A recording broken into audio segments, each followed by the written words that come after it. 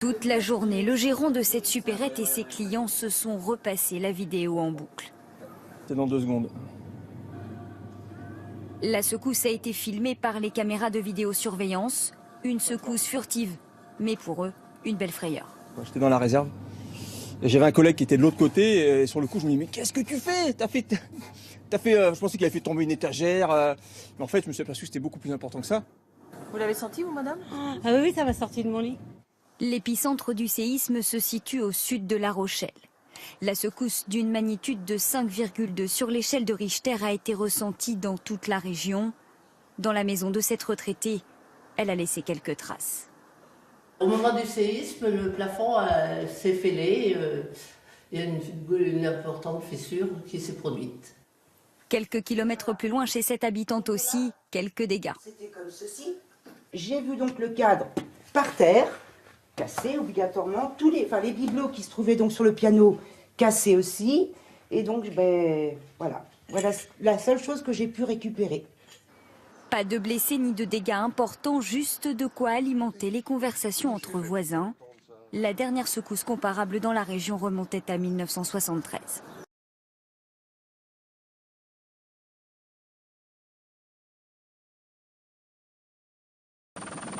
C'était son dernier jour pour nous souhaiter la bonne année. Depuis une semaine, les séismes sous le sommet se sont multipliés jusqu'à 2 km de profondeur, une montée en crescendo inévitable. Hier soir, à 19h40, la fournaise s'est enfin réveillée. 2017 commence majestueusement.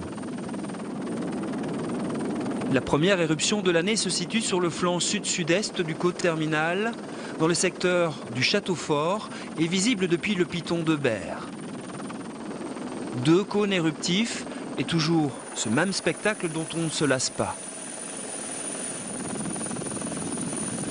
Hier soir, le fleuve de lave Vermillon a déjà commencé à tracer sa route. Le vieux géant est sorti de son sommeil. Comme à chaque éruption, les agents de l'ONF sont à pied d'œuvre. Ils balisent le site et préviennent du danger. À l'observatoire volcanologique, le téléphone n'arrête pas depuis ce matin. L'éruption était prévisible vu les signes précurseurs apparus ces derniers mois.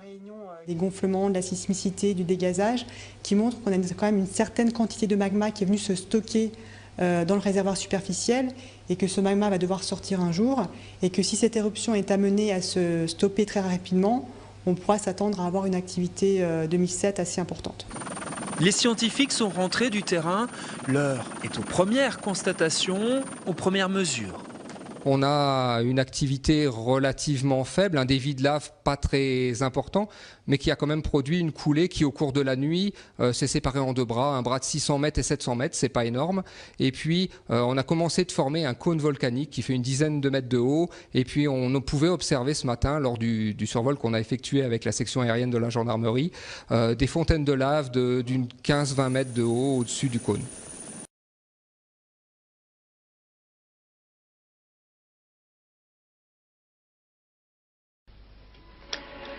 Le volcan a tremblé sans interruption pendant 1h30 hier soir. Et puis vers 21h30, heure de la Guadeloupe, 2h du matin pour nous, il y a eu une explosion très violente. Cette déflagration a été suivie d'une secousse ressentie jusqu'à Pointe-à-Pitre, située pourtant à 40 km de la Soufrière. On pense que c'est une partie du bouchon de magma qui a sauté, mais aucune observation directe n'a encore pu être effectuée. Et les techniciens de l'Institut de physique du globe, 7 hommes qui se trouvaient encore dans un blocos sur les pentes même du volcan, ont dû être évacués précipitamment.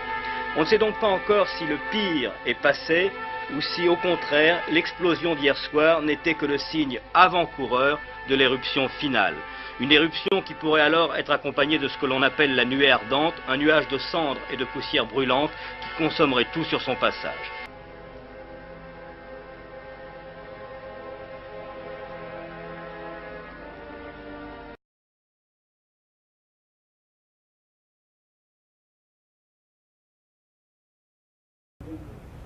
Les rues de Biot envahies par la boue. Et le moment pour les habitants de constater réellement les dégâts. Dans ce pavillon, le garage est encore totalement inondé. Les riverains de ce lotissement évoquent tous une nuit cauchemardesque. les hélicoptères pour évacuer les voisins. Certains ont vraiment tout perdu leur maison. Moi j'ai la chance d'avoir un étage. On va pouvoir essayer de monter à l'étage. On a tout perdu dans la maison. Ça s'est tellement vite passé qu'on n'a pas vu quoi que ce soit venir. On s'est réfugié aux étages pour ne pas être emporté par l'eau. On a tout perdu, mais on a la vie, c'est le plus principal. Il n'y a pas eu de mort dans le lotissement, heureusement, parce qu'il y a beaucoup de maisons à étage. Donc les gens ont pu se mettre à l'étage. Ici à Valoris, cette zone industrielle a été totalement dévastée. Les habitants, à proximité, eux aussi, ont été surpris par la montée fulgurante des eaux. Et dans le fleuve qu'il y avait ici, j'ai essayé de m'approcher des personnes. Il y avait un enfant de 10-12 ans que j'ai réussi à le prendre dans mes bras, l'amener à l'abri. Je suis retourné essayer de reprendre les autres personnes, mais le courant était vraiment trop fort. C'est les pompiers, une heure après, qui ont réussi à aller, avec un gros camion, à aller les chercher. Les secours ont été débordés par l'intensité des intempéries. Des reconnaissances ont toujours lieu ce matin, ici à Mandelieu-la-Napoule, près de Cannes. Bon, à 2h du matin, je suis descendue une fois que l'orage s'est arrêté pour voir un petit peu mes voisins. Je ne savais pas exactement ce qui se passait. Parce qu'évidemment, j'avais fermé mes volets électriques, donc il n'y avait plus de lumière. Il y avait une très forte odeur d'essence. Par chance, je suis au 2e étage. Mais voilà quoi, donc ça a été une nuit assez difficile quand même.